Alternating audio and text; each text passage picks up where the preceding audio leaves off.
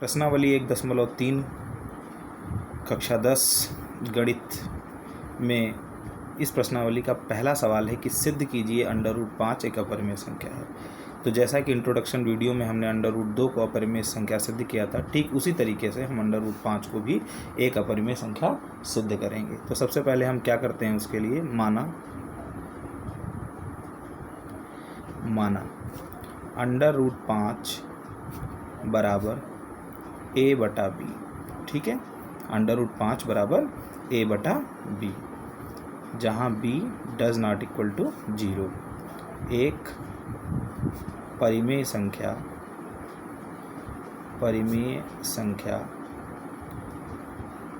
इस प्रकार है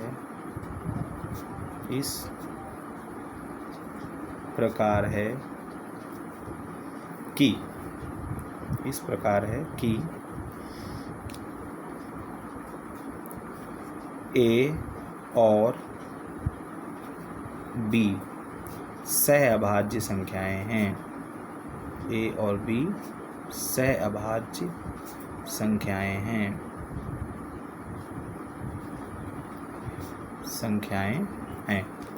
सहअभाज्य संख्याएं को प्राइम नंबर्स इंट्रोडक्शन वीडियो में आपको बताया जा चुका है। इसलिए सहअभाज्य संख्याएं क्या होती हैं? जिनका एक के अतिरिक्त कोई और मासा नहीं होता, या कह सकते हैं दूसरे शब्दों में, जिनका एक के अतिरिक्त ऐसी दो संख्याएं जिनका एक के अतिरिक्त दूसरा कोई उभयनिष्ठ गुणनखंड नहीं होता है। तो √5 बराबर क्या है? a/b। यहाँ हम क्या करेंगे, कैंची गुणा कर लेंगे। तो क्या होगा, a बराबर क्या आ जाएगा, √5b। ठीक है, फिर हम लोग क्या करते हैं, ऑन स्क्वायरिंग बोथ साइड।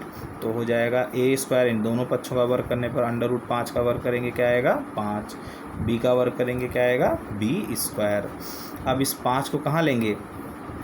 बिल्कुल वैसे ही चल रहा है जैसे हमने √2 को अपरिमेय सिद्ध किया था। 5 को कहाँ लेंगे, a² के अपॉन में। ठीक है, a² के बटे में, a²/5 बराबर क्या हो जाएगा, b²। ठीक है, तो इससे क्या निष्कर्ष निकलता है, a² 5 से विभाजित हो रहा है, तभी तो यहाँ पर b² मिल रहा है।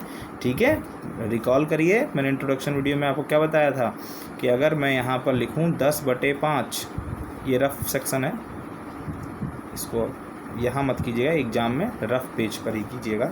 तो 10/5 अगर आपको ज़रूरत पड़े, फिलहाल आपको ज़रूरत नहीं पड़ेगी क्योंकि मैं समझाने के लिए यूज कर रहा हूँ। 10/5 तो 5 दूनी 10। तो 10 जब 5 से पूर्णतः विभाजित होता है तभी तो हम यहाँ पर एक नेचुरल नंबर्स या कह सकते हैं इंटीजर्स लिखते हैं कि नहीं लिखते हैं। डेसिमल नंबर की बात नहीं कर रहा हूँ, यहाँ पर मैं बात कर रहा हूँ पूर्णतः विभाजन की। तो पूर्णतः विभाजन हो जाता है तभी तो हम यहाँ पर भागफल लिखते हैं।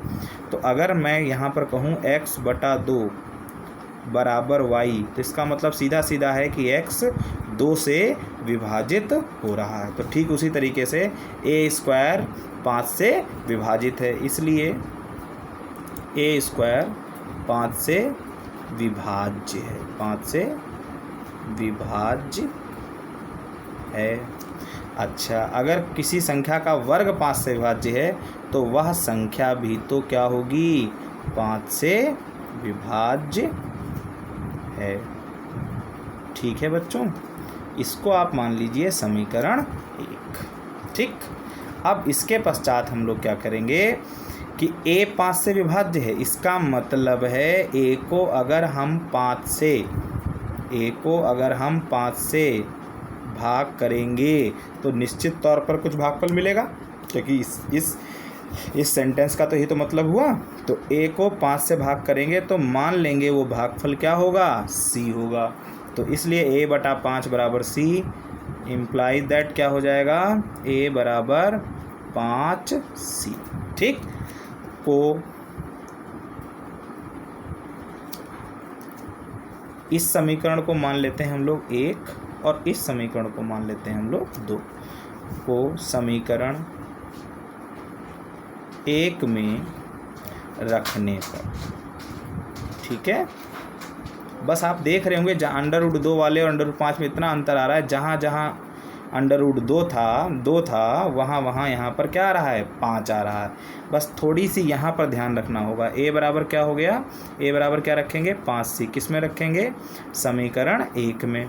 तो देखो ए स्क्वायर है बेटा, तो क्या हो जाएगा 5c का स्क्वायर बराबर यहाँ क्या हो जाएगा 5b स्क्वायर, तो कितना हो जाएगा 25c स्क्वायर बराबर 5b स्क्वायर।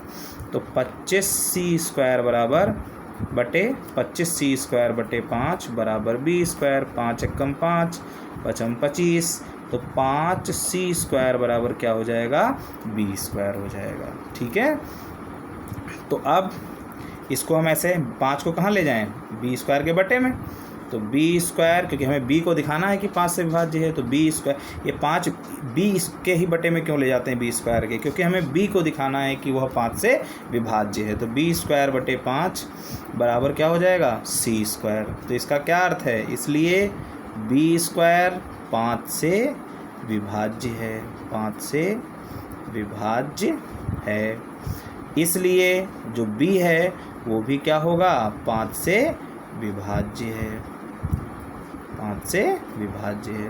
बेटा इसको हम लोग बना लेंगे समीकरण नंबर 3। तो समीकरण 2 और समीकरण 3 से समीकरण 2 और समीकरण 3 से सिद्ध होता है कि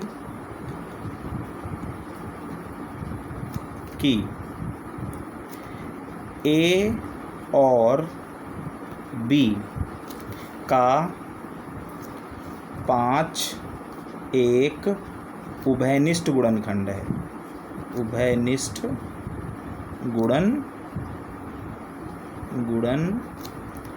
गुणनखंड है, उभयनिष्ठ गुणनखंड है। ठीक है, उभयनिष्ठ गुणनखंड है। A और B का 5 एक उभयनिष्ठ गुणनखंड है, जो कि हमारी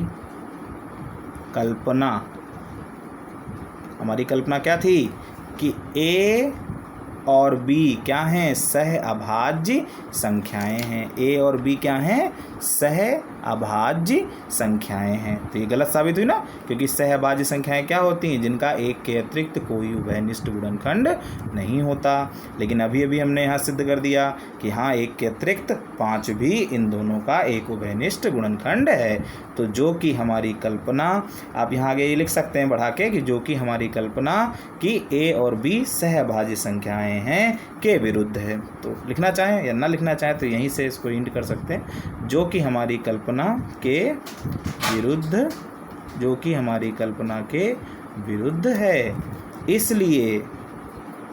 इसलिए अंडर रूट 5 एक अपरिमेय संख्या है, एक अपरिमेय संख्या है।